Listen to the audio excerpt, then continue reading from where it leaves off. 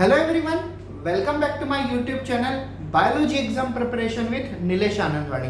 तो हमारा जो चैप्टर चल रहा है human health and disease state board में, उसमें एक मैं नया टॉपिक लेके आया हूं जिसका नाम है मलेरिया। हमने बेसिकली जो डिसीजेस होते हैं, डिसीजेस में अगर हम मलेरिया की बात करें तो इसका स्टेटस काफी ऊपर है, क्योंकि मलेरिया एक थोड़ी प्रॉब्लमेटिक डिसीज होती है। इसमें मलेरिया के केसेस में पहले तो बेसिकली डेथ भी हो जाती थी, लेकिन आजकल मलेरिया को ट्रीट करना डॉक्टर्स के लिए काफ़ी आसान बन गया है। But malaria is not a common disease, malaria is not a common fever, it is basically problematic fever. तो चलिए हम देखते हैं बेसिकली स्टेट बोर्ड के लेवल से मलेरिया को हम डिटेल में देखते हैं। तो आइए चलिए देखते हैं malaria. So I tell you few important topics about the malaria. Like first point, I'm going to tell you introduction about malaria. After introduction, I'll tell you causes and vector. First introduction. What is malaria? Malaria is a type of a fever. Malaria is a type of a fever which is not generally considered as a common fever. I am saying which is not generally considered as a common fever. Like a common fever is a flu, common fever is a typhoid, but malaria is not like that. Malaria is a very problematic type of a fever. Malaria, sometimes malaria is also known as a cerebral malaria. Sometimes malaria is also known as a cerebral malaria, and it is also known as malignant malaria. However, these are not permanent name. Generally malaria को कभी कभी cerebral malaria भी कहते हैं, क्योंकि malaria 4 अलग अलग species से कोज होता है। उसमें एक होती है प्लाज्मोडियम फैल्सिफेरम। तो प्लाज्मोडियम फैल्सिफेरम से जब भी मलेरिया होता है हम उसे सेरेब्रल मलेरिया भी कहते हैं, क्योंकि ये जो मलेरिया होता है मतलब फैल्सिफेरम, ये डायरेक्टली हमें ब्रेन तक है ना उसका इफेक्ट होता है, और इसके लिए हम इसे पॉइजनस मलेरिया भी कहते हैं, जिसे हम जहरी मलेरिया कहते हैं। Poisonous malaria also known as a cerebral malaria, and in some cases malaria is also known as a malignant malaria। मतलब मैलिग्नेंसी जो होती है, जैसे कैंसर हम कहते हैं, तो उसके कुछ बेसिक सिम्टम हमें मलेरिया में भी देखते हैं, इसके लिए हम उसे मैलिग्नेंट मलेरिया कहते हैं। लेकिन ये जनरली ये परमानेंट नेम नहीं है, कॉमनली हम इसे सिर्फ मलेरिया ही कहते हैं। So but malaria is not a common type of fever, it is slightly heavier than the normal typhoid kind of a fever. चलिए हम डिटेल में देखते हैं। Now come to the point, what is a causes, who is a causative agent of malaria and who is a vector। मैं एक चीज यहाँ पे आपको बताना चाहूंगा, malaria is a diagenetic disease. Malaria is diagenetic disease. What does it mean by diagenetic disease? Di means 2, genetic disease मतलब malaria की जो लाइफ साइकिल होती है उसे कंप्लीट करने के लिए 2 होस्ट लगते हैं। Basically, malaria is caused due to the Plasmodium genus, and this Plasmodium genus or this Plasmodium parasite required 2 hosts to complete the life cycle. One is the own self human being, and first one is a human being, and second one is a mosquito called female Anopheles mosquito। तो female Anopheles mosquito और human being, ये 2 host malaria को अपनी life cycle मतलब malaria के parasite को अपनी life cycle complete करने के लिए इन दोनों की जरूरत पड़ती है, तभी हमने इस डिसीज को कैटेगराइज किया हुआ है डायजेंटिक डिसीज। आप लोगों के लिए मैं एक चीज बता दूं, अगर डिसीज में जो वेक्टर होता है, मतलब वेक्टर का मतलब होता है जो ऑर्गेनिज्म को एक ऑर्गेनिज्म से एक ह्यूमन से दूसरे ह्यूमन तक ट्रांसफर करे।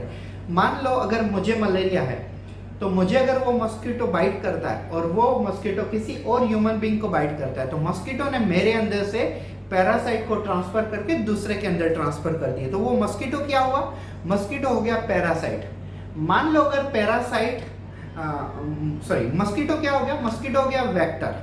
ठीक है, मान लो वेक्टर में मस्कीटो की जगह पर कोई और एनिमल है, जैसे हमें पता है कि डॉग होते हैं, कभी रेबिस में डॉग होते हैं। ठीक है, तो रेबिस को हम डायजेंटिक नहीं कहेंगे, लेकिन रेबिस को हम कहेंगे जूनोसिस डिसीज। जूनोसिस मतलब when organism is transferring from one human to another human via animal, it is called zoonosis.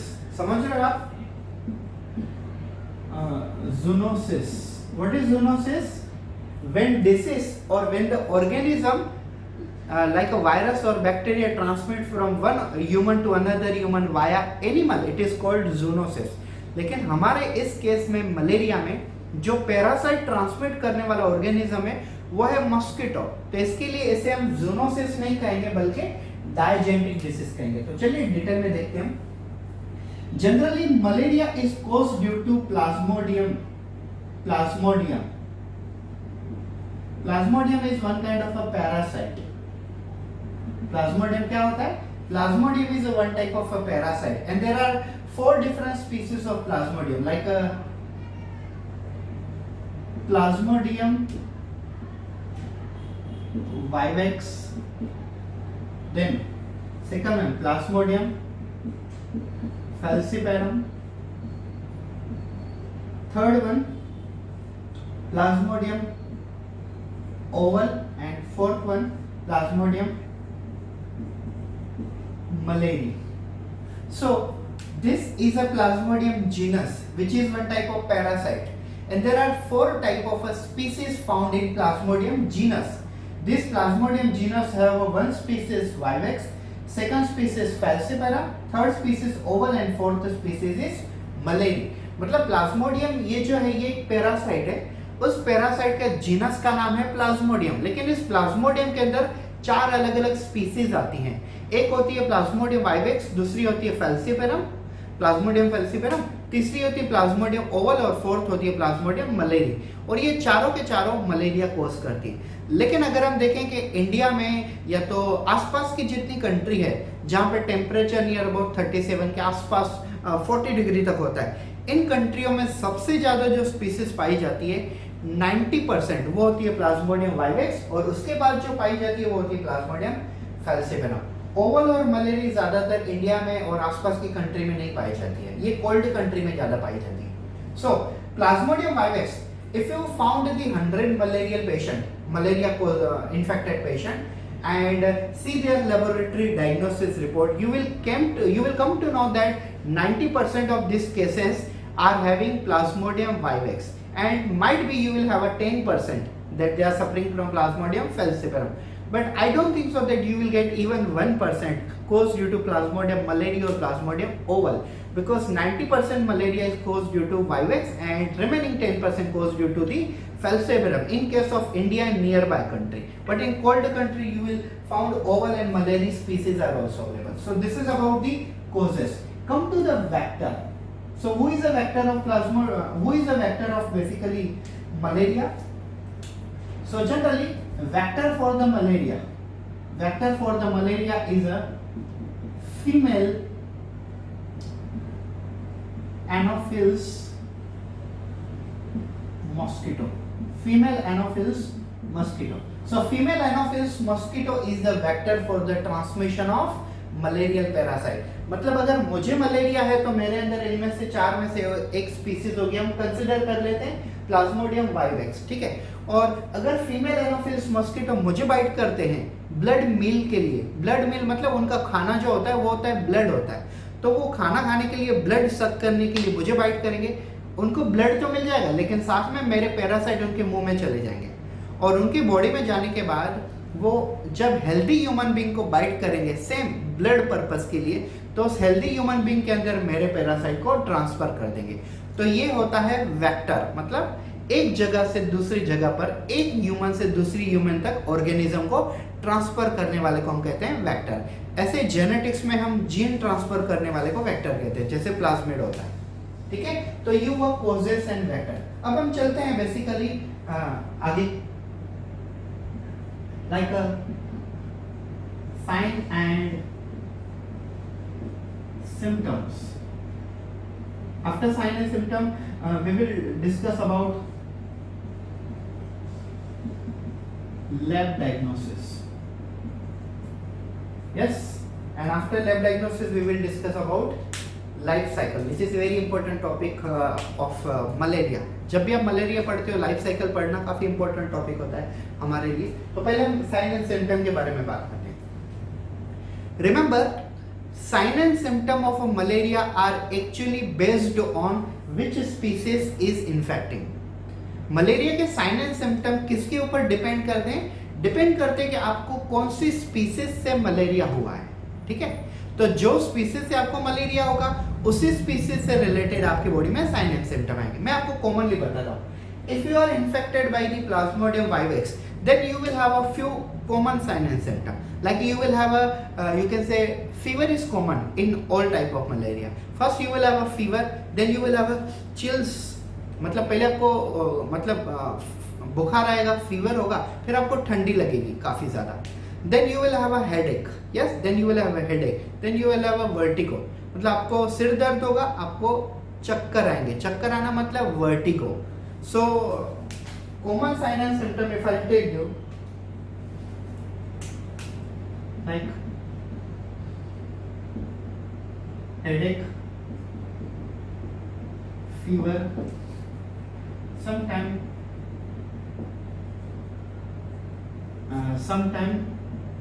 vertigo also.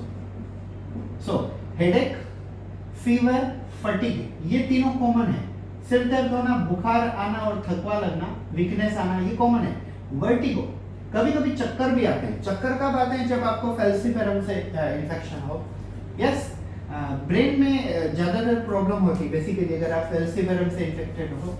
और joint pain, stomach pain, yes, and loss of appetite. तो ये जो कुछ sign and symptom ये common है, ये सब में पाए जाते हैं वाइवेक्स में. लेकिन फैल्सिफेरम में वर्टिगो और बेसिकली जॉइंट पेन ये काफी ज्यादा बढ़ जाते हैं. Few people are also having a problem in the eye, in the inflammation of a joints, etc., etc. Depend on the species. Moving towards a lab diagnosis. For the laboratory diagnosis, best laboratory test for finding the malaria is a microscopic examination. Best is microscopic examination of blood. जब हम blood का smear करते हैं, मतलब अगर एक blood का drop slide पे लेने के बाद दूसरी स्लाइड से उसे स्लाइड करते हैं तो ब्लड का एक थीन स्मीयर बन जाता है. और थीन स्मीयर बनने के बाद हम कुछ स्टेन यूज करते हैं, जैसे जिम्सा स्टेन हुआ, लेशमानिया स्टेन हुआ. और उसके बाद अगर हम माइक्रोस्कोप में देखें तो हमें आरबीसी के अंदर बेसिकली ऑर्गेनिज्म दिखाई देंगे. अगर ऑर्गेनिज्म दिखाई देते हैं तो malaria test positive, otherwise negative. Now it is one more test is also available, that is rapid test of malaria. जैसे basically syphilis, typhoid and pregnancy tests are done rapid test. Within a 5 minutes you can conclude whether you are positive or negative. So same method is also available for the malaria detection. तो malaria के बारे में तो हमें काफी सारे detail में discuss करना है. तो चलिए मैं थोड़ा रफ कर देता हूँ. आई होप सो इतना क्लियर है आप लोगों के लिए. अब हम आगे बढ़ते हैं लाइफ साइकिल की तरफ.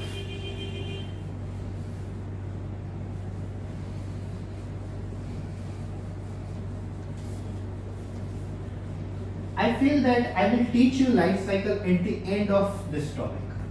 Yes, I'll teach you life cycle at the end of this topic. Let me first clear remaining topics. Yes, such as prevention,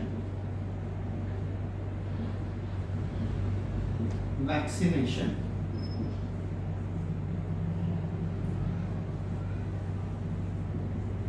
treatment, and after this we will go for the life cycle. Yes, now I'll tell you what is the prevention.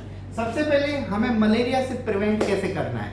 तो we know that malaria is caused due to the Plasmodium genus and 4 variety of a species, no doubt. But who is a vector for the malaria? The vector for the malaria is of course female Anopheles mosquito. So we have to be safe from the mosquito, then we will be safe from the malaria. हमें पता है कि basically mosquito जो है वो एक human being से दूसरे ह्यूमन बीइंग में बेसिकली ये जो मलेरिया डिसीज है इसे स्प्रेड करता है. तो हमें बेसिकली मलेरिया से नहीं, हमें बेसिकली मस्कीटो से बचना है. तो हम मस्कीटो से कैसे बचेंगे? मस्कीटो से बचेंगे तो मलेरिया से ऑलरेडी बच जाएंगे, सिंपल लॉजिक है। तो मस्कीटो से कैसे बचेंगे? There are number of options. Either you can prevent the entry of a mosquito in your home and biting yourself, or either you have to directly kill the mosquito outside. So for that we have several options. First option, कछुआ जलाओ मच्छर भगाओ. Everyone knows, yes, nowadays Chinese racket is electric racket is also available. You can kill the mosquito by using that electric racket. You can use some smoke, like in our ancient India. We used to have a smoke. Which kind of smoke? Like a gobar gas. Not gobar gas. We can say just like a dry gobar, means a dry cow dung of a cow and buffalo like animal. गाय और भैंस का जो waste material होता है, जिसे हम गोबर कहते हैं, अगर उसे ड्राई गोबर में अगर हम नीम के पत्ते डाल दें और उनको जला डालें, तो बेसिकली जो स्मोक धुआं निकलेगा, उस धुएं से हम मॉस्किटो की एंट्री आसपास के पूरे एरिया से अवॉइड कर देते हैं। तो ये नेचुरल मेथड है, लेकिन आजकल के फैशनेबल लाइफ में ये पॉसिबल नहीं है, सबके लिए तो पॉसिबल नहीं है। तो almost we are using different article. मैं कोई कंपनी का नाम नहीं लेना चाहूँगा, लेकिन आप लोगों के लिए समझ में आ जाए इसके लिए मैं बोल रहा हूँ, लाइक गुड नाइट, मोर्टिन्स एक्सेट्रा हम जो भी चलाते हैं, तो उससे हम बेसिकली मॉस्किटो से बचते हैं। One more thing I would like to tell you, government basically malaria के अगेंस्ट क्या काम करती है। So there is one type of a fish called gambusia fish. The name of fish is gambusia fish. Gambusia fish Marathi में हम उससे बोलते हैं गप्पी माशी। यस, गैम्बुशिया फिश का मतलब क्या होता है? गैम्बुशिया फिश एक छोटे छोटे फिशेस होते हैं और ये बेसिकली मलेरिया के पैरासाइट को खा जाते हैं। मैं आपको एक एग्जांपल बता रहा हूँ। Gambusia fish are the small fishes which basically eat the malarial parasite. I'll give you a common example. In a rainy season, malaria becomes very powerful. Malarial parasite float in the water, and suppose there is a particular area where water basically stop there. So when the water stops, mosquito comes on that water and they carry the parasite from the stop water and they transfer this parasite to all over the other peoples. So basically what we can do in that case, government has cultured Gambussia fishes and they store them into the rural health center, PHC center, and what we have to do, we have to carry some of Gambussia fishes and put into that water which is already stored. Yes, which is already stopped there. Gambussia fishes will eat the parasite, and if later on, if mosquito set on that water, still there will be no you can say chance of spreading, because mosquito are going to have a parasite and parasites are already being eaten by the fishes. क्या होता है मैं आपको simply बताता हूँ।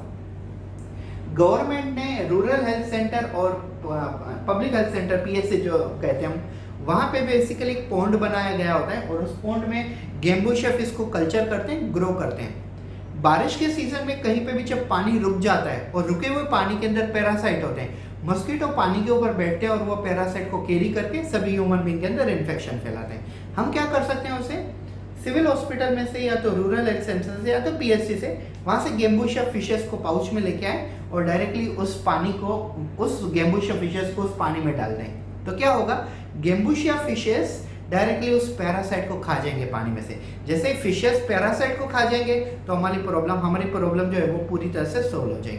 Parasite को अगर fishes खा जाते हैं तो फिर मॉस्किटो वहाँ पे बैठेंगे, फिर भी कुछ फायदा नहीं होगा। यस, सो लाइकवाइज हम इस टेक्निक से बेसिकली इनको किल कर सकते हैं। तो ये होता है बेसिकली प्रिवेंशन। आगे चलते हैं वैक्सीनेशन। तो वैक्सीनेशन, अब आप लोग सोच रहे होंगे कि सर हमने तो कभी सुना ही नहीं मलेरिया के बारे में वैक्सीन, तो आपने लिखा ही क्यों है? तो एक्चुअली मैंने लिखा है इसके लिए क्योंकि काफ़ी लोग मुझे कमेंट करके बताते हैं सर आपने ये चीज़ नहीं पढ़ाई। तो मैं आपको कहना चाहूँगा कि मलेरिया के अगेंस्ट अभी तो कोई सक्सेसफुल वैक्सीन नहीं है। तो वैक्सीनेशन मैंने से पॉइंट हाईलाइट किया हो। Treatment, now I tell you treatment. ये जो मैं ट्रीटमेंट बता रहा हूँ ये KBC में, कौन बने करोड़पति में भी एक बार क्वेश्चन आया है इससे। Yes, quinone, quinine, quinone quinine नाम की जो मेडिसिन हैं वो एंटी मलेरियल होते हैं, मतलब मलेरिया के अगेंस्ट ये यूज किए जाते हैं। And they are obtained from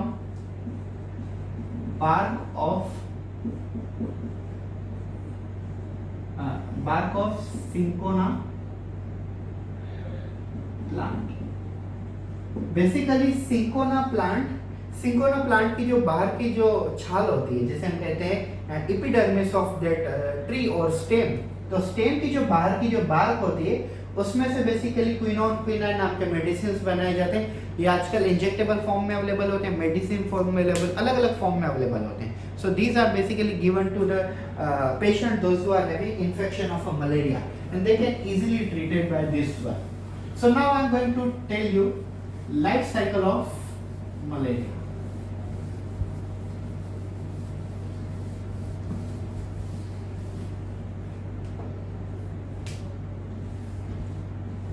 Yes, now I am going to teach you life cycle of malarial parasite. How malarial parasite shows life cycle.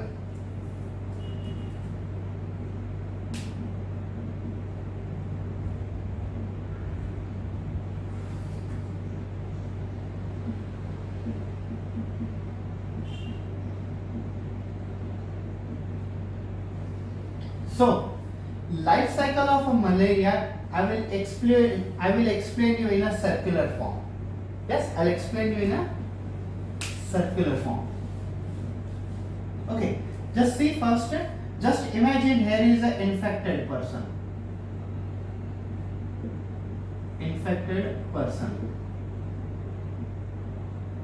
This infected person means the person which is already suffering from malaria. हमने एक person select किया हुआ है जिसे already malaria है। अब उस infected person से हेल्दी ह्यूमन बीइंग कैसे इन्फेक्टेड पर्सन में कन्वर्ट हो जाता है, हमें ये पूरी साइकिल को समझना है क्लियरली। आप एक चीज याद रखो कि मलेरिया में बेसिकली जब लाइफ साइकिल हम स्टडी करते हैं तो लाइफ साइकिल में हमें 5 पॉइंट अलग ध्यान रखने हैं। वो है ऊकाइनेट stage, oocyte stage, sporozoid stage, merozoid stage and tropozoid stage. If you could remember these 5 important stages, then think about malarial life cycle is totally understood by you. Yes, let's start with this one. Now this is an infected person.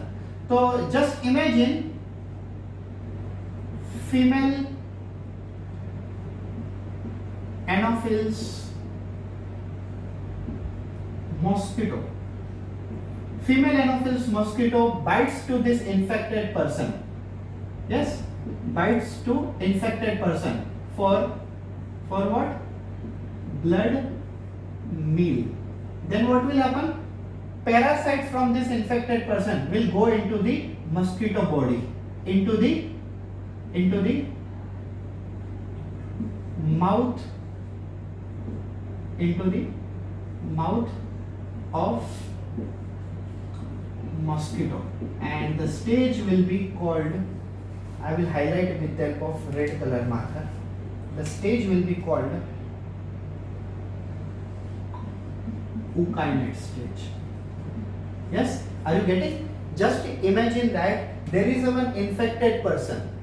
If mosquito, female Anopheles mosquito bites to this infected person for the blood meal purpose, so parasite from the infected person will go into the mouth of mosquito. So when this parasite enter into the mouth of mosquito, the stage will be called as a ookinete stage. Then second stage is oocyte stage. You can say gut wall penetration. From the mouth means from the ookinete stage, second stage is oocyte stage. And what happened in this stage? Gut wall penetration. Basically what happened?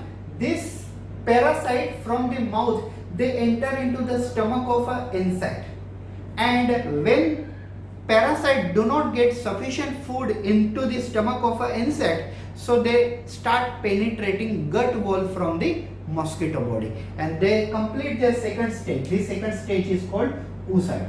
Then they go into the salivary gland of mosquito, and the stage is called sporozoid.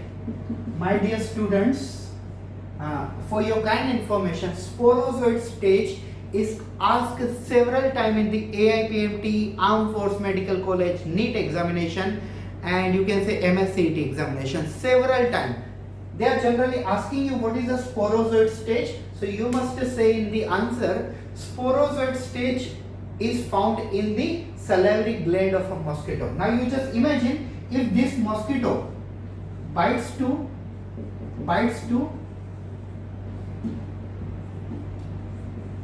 healthy person.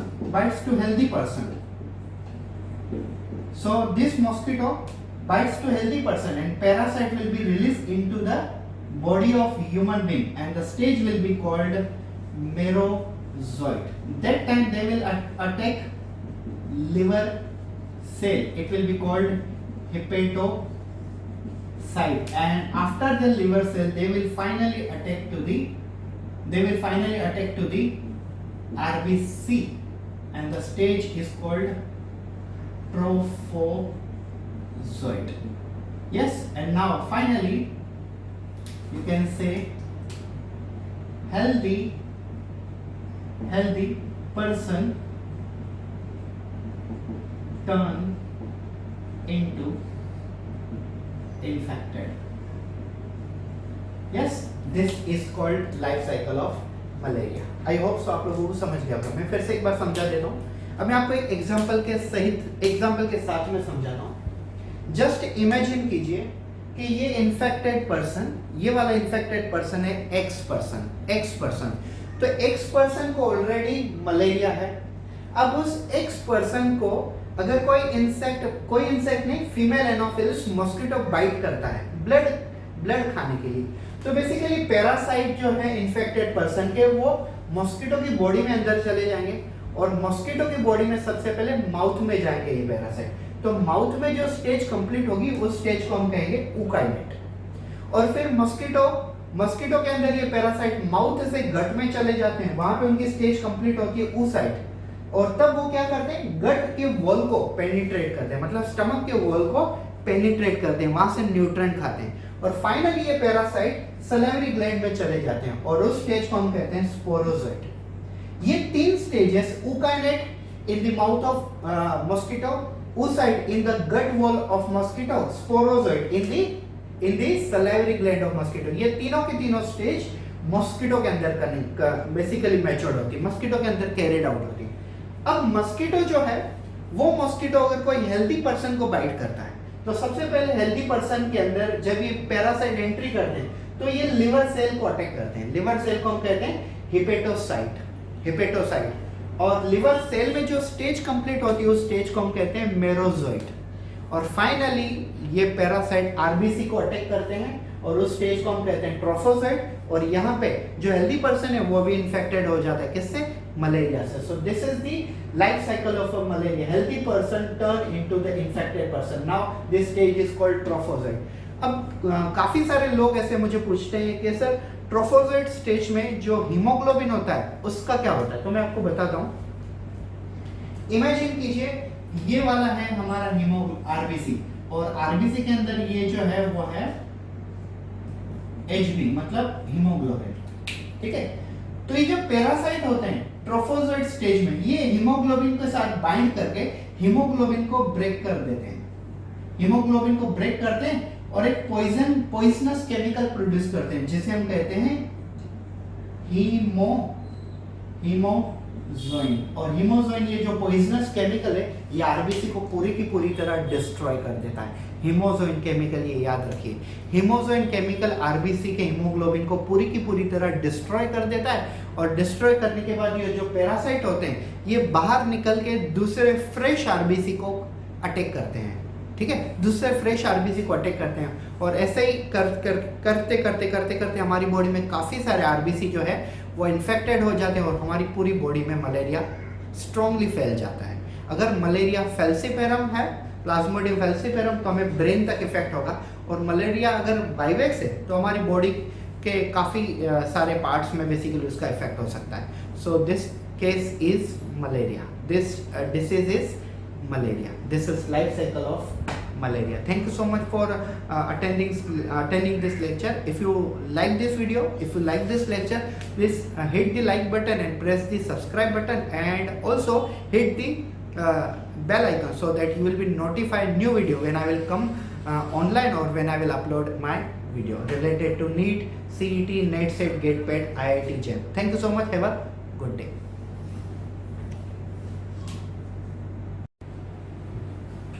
Hey, hello everyone. Welcome back to my YouTube channel Biology Exam Preparation with Nilesh Anandwani. Today I have brought the disease called amoebiasis, which is also called amoeboid dysentery, और simply we called it as a dysentery, जिसे हम diarrhoea dysentery के नाम से basically जो पहचानते हैं जिस डिसीज को, उसे हम साइंटिफिकली कहते हैं अमीबियोसिस. तो चलिए हम देखते हैं अमीबियोसिस डिसीज कैसे होती है, किससे होती है, कैसे स्प्रेड होती है और कैसे बेसिकली ट्रीट की जाती है, हम प्रिवेंशन कैसे कर सकते हैं. हम near about 5-6 point her disease के बारे में डिटेल में देखने वाले हैं. तो हमारा जो आज का टॉपिक वो है amoebiasis. So let's start amoebiasis in detail. So, I'll give you a few points on which we will discuss. First point will be introduction.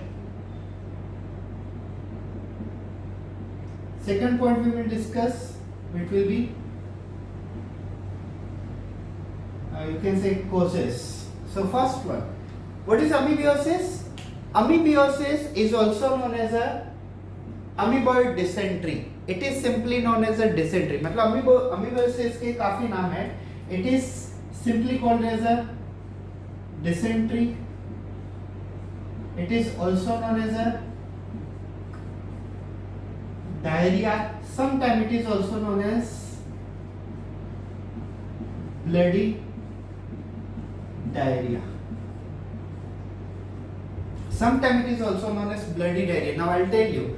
Generally dysentery में जो हमारे इंटेस्टाइन होते हैं, स्मॉल इंटेस्टाइन और लार्ज इंटेस्टाइन, उनके colon में से कभी कभी ब्लड भी बाहर निकलता है, और इसके लिए हम इसे ब्लडी डायरिया भी कहते हैं. और जनरली इसमें डिहाइड्रेशन होता है, इसके लिए हम इस डिसीज को डायरिया भी कहते हैं, डिसेंट्री भी कहते हैं, और सिंपली इसका नाम है अमीबियोसिस और amoeboid dysentery.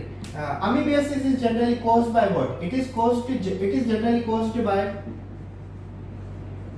amoeba, and scientific name of this amoeba is Entamoeba histolytica. If you say generally who is a causative organism of amoebiasis, so generally amoebiasis is caused due to the amoeba, and amoeba have a several different species. Generally amoeba group में से किसी से भी generally हमें अमीबियोसिस हो सकता है, लेकिन सबसे फेमस जो है वो है entamoeba histolytica. Zoological name of this is entamoeba histolytica and commonly we called it as amoeba. अब हम ये देखेंगे बेसिकली अमीबा क्या है. So amoeba is a unicellular eukaryotic organism. Amoeba is a unicellular and eukaryotic organism. Generally bacteria is a unicellular prokaryotic organism. Fungi, Animalia and you can say Plantae are eukaryotic multicellular. लेकिन protista एक ऐसी category आती है जिसमें सब unicellular होते हैं और प्लस यूकैरियोटिक होते हैं, और अमीबा भी उनमें से एक बिलोंग करता है. So amoeba is basically the unicellular eukaryotic organism and plus scientific name of this amoeba is called as Entamoeba histolytica. So Entamoeba histolytica is the causative organism of अमीबियोसिस. अब हम देखते हैं बेसिकली अमीबियोसिस कैसे स्प्रेड होती है और लाइफ साइकिल क्या है उसकी. Life cycle and fourth we will discuss about yes first let's discuss about life cycle. तो लाइफ साइकिल क्या है? Generally amoebiasis life cycle is, it is believed that amoeba can survive in the soil around 30 days. So in soil amoeba can survive up to 30 to 40 days. Yes, So amoeba can survive up to the 30 to 40 days inside the soil, and it can also survive inside the nails also. Yes, inside the means bottom portion of a nail. So amoeba can survive in different form, but main amoebiosis, how it is caused, that I am going to tell you. Amoebiosis is generally found, means amoeba is generally found in the stool. Means what? Waste, or you can say fecal matter. Amoebiosis is generally found in two different forms. Amoebiosis is generally found in two different forms. One I am telling you, one is amoeba and second one is cyst. अब आप ये दोनों चीजें समझ लीजिए. अमीबियोसिस generally मतलब कैसे होता है, ट्रांसमिशन इसका कैसे है वो हम देखेंगे. पहले बेसिकली इसका लाइफ साइकिल देख लीजिए. एक एग्जांपल समझ लीजिए कि आपने बेसिकली एक मतलब एक प्रोग्राम सुना होगा, जहां सोच वहां शौचालय.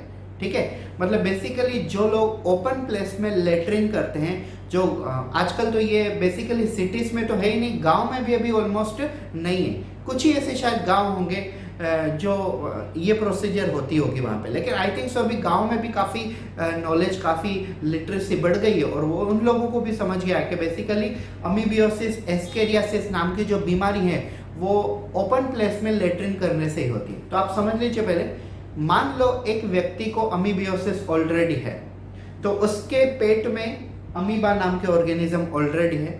अगर वो ओपन प्लेस में लेटरिन करता है, ओपन प्लेस में, not by using any proper toilets, अगर वो ओपन प्लेस में अगर लेटरिन करता है, तो उसके लेटरिन में, उसके मल में, उसके वेस्ट मटेरियल मतलब फीकल मैटर में, उसके स्टूल में, आप कोई भी वर्ड यूज करो, उसके वेस्ट मटेरियल से वो अमीबा बाहर जाएंगे. कहाँ पे? वेस्ट मटेरियल में. और वो वेस्ट मटेरियल जब बाहर होगा, जब तक वो अमीबा बॉडी के अंदर है हम उसे कहेंगे अमीबा, लेकिन जब वो अमीबा वेस्ट मटेरियल में के थ्रू बाहर जाते हैं तब वो अमीबा नहीं कहलाते, तब वो कहलाते हैं सिस्ट. ठीक है, तब वो कहलाते हैं सिस्ट. अब मैं आपको इसकी आगे की कहानी बताता हूं. सी, ट्रांसमिशन. जनरली अमीबियोसिस कैसे स्प्रेड होता है? आप कहो ट्रांसमिशन कहो या तो स्प्रेड कह लो, एक ही बात हो गई है. सो ट्रांसमिशन और spread, how it is? It is fecal oral route. What is fecal oral route? Fecal oral route means एक बंदे को अमीबियोसिस है, उसने वेस्ट मटेरियल को ओपन प्लेस में एक्सक्रिएट किया, मतलब उसने ओपन प्लेस में एक्सक्रिएशन किया, तो उसकी बॉडी से जो वेस्ट मटेरियल बाहर जाएगा, उस वेस्ट मटेरियल में अमीबा भी होंगे. तो जब तक अमीबा पेट के अंदर होते हैं, बॉडी के अंदर होते हैं, हम उसे कहते हैं अमीबा. लेकिन जब वो अमीबा बाहर निकलते हैं, लेटरिन में चले जाते हैं, लेटरिन के थ्रू बाहर जाते हैं, तो हम उसे कहते हैं बेसिकली सिस्ट. क्या कहते हैं? Cyst. So inside the body it is called amoeba, but outside the body it is called as a cyst. अब आप ये सोचो, वो वेस्ट मटेरियल बाहर है, उसके अंदर सिस्ट है. हमने यहाँ पे डिस्कस किया कि अमीबा कितने दिन तक सर्वाइव कर सकता है? 30 to 40 डेज तक. मतलब 30 to 40 डेज तक वो सिस्ट सॉइल के अंदर सर्वाइव हो सकती है. अब ये सॉइल अगर उड़ के कहीं पे खाने पे बैठती है या तो पानी में जाती है, और वो खाना और वो पानी अगर हम हमारी बॉडी में चले जाते हैं, तो वो सिस्ट जैसे ही हमारी बॉडी में हो जाएगी, फिर से क्या हो जाएगी? एक्टिव बन के क्या कन्वर्ट हो जाएगी? अमीबा में कन्वर्ट हो जाएगी. So this route means fecal matter to our mouth. This is called fecal oral route. Feco मतलब वेस्ट मटेरियल, oral मतलब माउथ, रूट मतलब पाथवे. तो बेसिकली ये डिसीज कैसे ट्रांसपोर्ट होती है? फीको ओरल रूट से. मतलब फीकल मैटर मतलब हमारे लेटरिन, ओरल मतलब माउथ. हमारे लेटरिन में से निकलने वाले अमीबा घूम फिर के पानी में मिक्स होने के बाद, फूड में मिक्स होने के बाद हमारी बॉडी में फिर से एंट्री करते हैं. तो हम इस रूट को, इस पैसेज को हम कहते हैं faeco oral route. Hope so you got it. Faeco oral route. तो ये जो फीको ओरल रूट है ये काफी डेंजरस है. अमीबा सिस्ट फॉर्म में बाहर जाते हैं और फिर से अमीबा फॉर्म में हमारी बॉडी में आके इन्फेक्शन स्प्रेड करते हैं. So what are basically sign and symptoms? What are sign and symptoms? So I'll tell you, sign and symptoms are abdominal pain,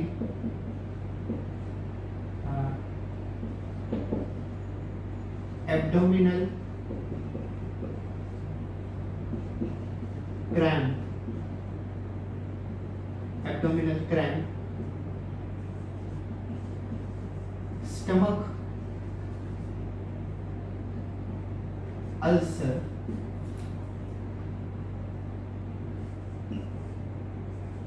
abnormal digestion. Yes, तो ये कुछ साइन एंड सिम्टम्स हैं. Generally abdominal pain, abdominal cramp, ये तो basically diarrhoea, dysentery, जो भी हो, ascariasis, सब में ये होता ही है.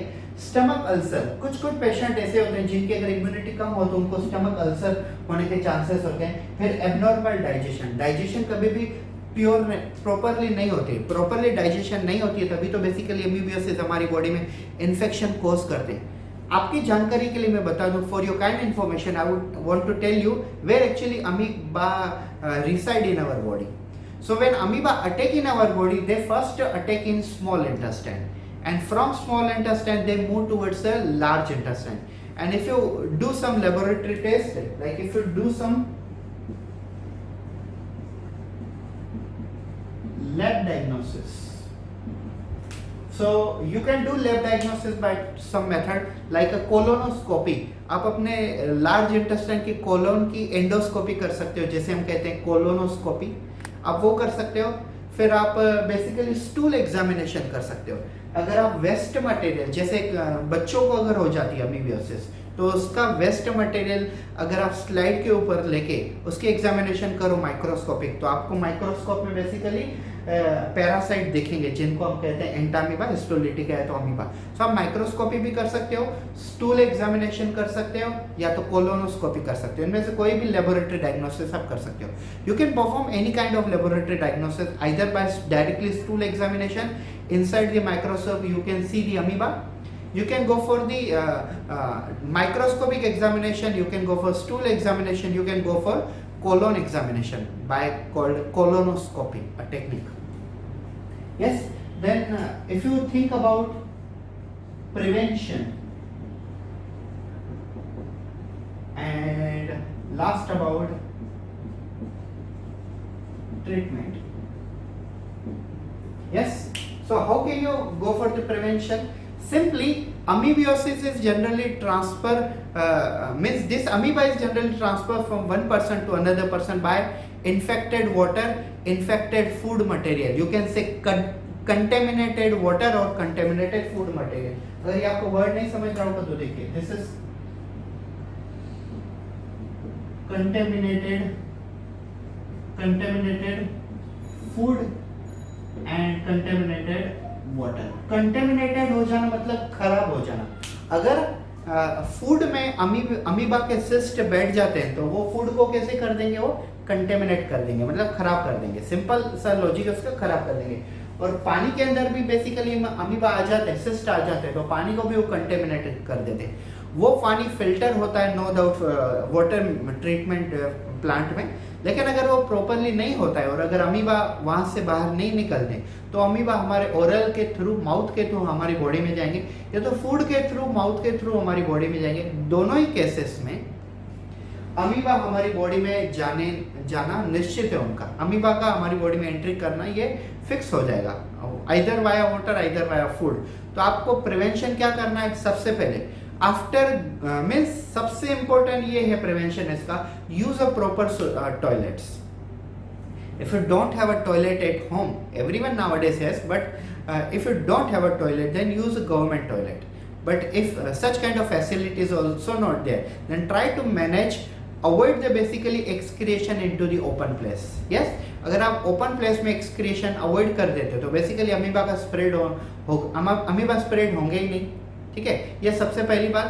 दूसरी इंपॉर्टेंट चीज, आफ्टर यू कैन से doing the excretion during the latrine, after latrine you must clean your hands with a proper anti-parasitic hand wash. Yes, and when you are drinking a water, don't drink only the normal water, just drink the water, filter. If you can boil the water, then it is one of the best option, because after boiling, if amoeba is still there, it will basically die. because of sterilization process. And then when you are taking about the food, जब आप खाना खाते हो, always have a warm food material, hot food material, because in a warm food material the chances of spreading of amoeba becomes very less, or it becomes near about zero. So this is what how you can prevent it. Yes. Then last about the treatment. जिनको अमीबियोसिस हो चुका है, अब doctor उनको treatment देंगे. So doctor generally prescribing them bed rest. Mainly doctor are prescribing them anti-parasitic antibiotic. Anti-parasitic means against parasitic. This antibiotic basically kill the amoeba as a parasite. तो उनको किल करने के लिए पैरासाइटिक एंटी-पैरासाइटिक होते हैं. और इम्पोर्टेंट चीज, डॉक्टर जनरली जो अगर बच्चों को ये इन्फेक्शन हो जाता है, तो बच्चों का अगर ये इन्फेक्शन हो जाता है तो बेसिकली डायरिया जैसी कंडीशन भी होती है, मतलब डिहाइड्रेशन बॉडी में काफ़ी होता है. अगर बॉडी में डिहाइड्रेशन काफ़ी ज़्यादा होता है, बेसिकली डिहाइड्रेशन मैंने यहाँ पे लिखा नहीं, लेकिन डिहाइड्रेशन नहीं भी लिखे तो भी कोई फर्क नहीं पड़ता, क्योंकि सबसे इंपॉर्टेंट चीज डिहाइड्रेशन ही होती है अमीबियोसिस में. डायरिया का सिंपल एक लॉजिकली देखा जाए तो डिहाइड्रेशन ही होता है डायरिया का मतलब. तो अगर बॉडी में डिहाइड्रेशन होती है, मतलब बॉडी में से काफ़ी ज़्यादा पानी, फूड मटेरियल, मिनरल, ये सब निकल जाते हैं. अगर ये कोई छोटे बच्चे हैं तो छोटे बच्चों को डॉक्टर जनरली ORS देते हैं, ओरल रिहाइड्रेशन सॉल्ट. देखिए हमारी बॉडी में फिलहाल क्या हो रहा है, dehydration, removal of water and mineral. तो डॉक्टर हमें देते हैं rehydration, oral rehydration salt. Oral मतलब माउथ, रिहाइड्रेशन मतलब डिहाइड्रेशन का अपोजिट, बॉडी में जो निकल गया है उसे फिर से रीगेन करना. और सॉल्ट, हम सॉल्ट के थ्रू बेसिकली बॉडी को फिर से फील करते हैं. जो हमारी बॉडी में से निकल गया है पानी और मिनरल, हम उनको फिर से यूज कर लेते हैं हमारी बॉडी में. इसे हम कहते हैं oral rehydration salt. So anti parasitic treatment तो डॉक्टर देते ही हैं, ORS भी देते हैं. और अगर कोई बड़े हों तो generally they must take you can say coconut water also, because coconut water also contain lots of mineral and sap. Water plus mineral is equal to sap. So this was our topic called amoebiasis. एक जानकारी के लिए मैं एक बात बता दूं आपको कि इंटरनेट पे भी ये चीज़ दी हुई है. पूरी दुनिया में अमीबियोसिस से कम 40,000 से 1 लाख लोग, 40,000 से 1 लाख लोग पर ईयर, हर साल इतने मरते हैं लोग. और अगर स्टेट बोर्ड में देखा जाए तो स्टेट बोर्ड में भी दिया हुआ है 70,000 लोग पर ईयर पूरी दुनिया में अमीबियोसिस नाम की बीमारी से मरते हैं. तो इतनी हेवी नहीं है, लेकिन अगर आपने उनको प्रॉपर केयर नहीं किया then it can be the problematic, because अगर इतने लोग मर रहे हैं तो ऑब्वियसली उसमें कुछ सीरियसनेस तो होगी. So this was our disease called amoebiasis, जो हमारे सिलेबस में सबसे पहली डिसीज दी हुई है in common diseases. So thank you so much for watching this video. If you have any doubt, you can put a question in a comment section, and then I'll try to see the question and I'll give you a reply. So thank you so much. If you are new to my channel, please do subscribe to our channel and press the bell icon for new video notification. Have a good day.